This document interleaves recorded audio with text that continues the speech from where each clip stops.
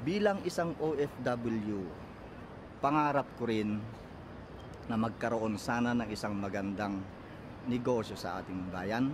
Hindi lang yung ako'y habang panahon na nasa ibang bansa at nanunungkulan sa kung sino-sinong mga amo rito. Pangarap ko rin na sana darating ang panahon, ako'y makapagpatayo rin ng kahit isang maliit lang na kumpanya sa atin para matulungan ko rin ang ating mga kababayan. Ako si Vicente Maligan at ang pangalan ng aking grupo ay D-Force Band. 5 months na kami rito sa Beijing so far at pakilala ko sa inyo mga membro ko. Ito si Alfredo si Kenya, si Mikey, si Katrina at saka si Jenny. Umuwi kami ni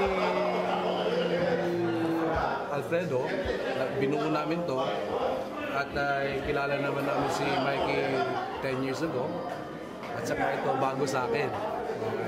Binuo namin sa agency namin sa Manila at yun ay nabuo siya, process namin sa POAA, lahat, legal kami, so everything is good.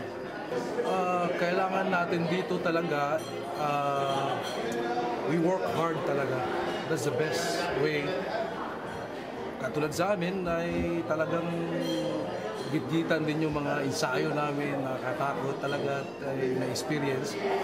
Ay ito rin ang dapat gagawin ng mga young musicians na they should have to work hard. Kasi ang competition ngayon, mataas ng level, hindi katulad noon na talagang ang Pilipino mataas na, sila tumataas din.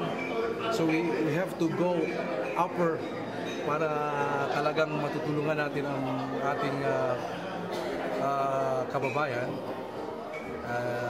at marami tayong maging mga musikerong sa overseas for remittances. It's very important for us.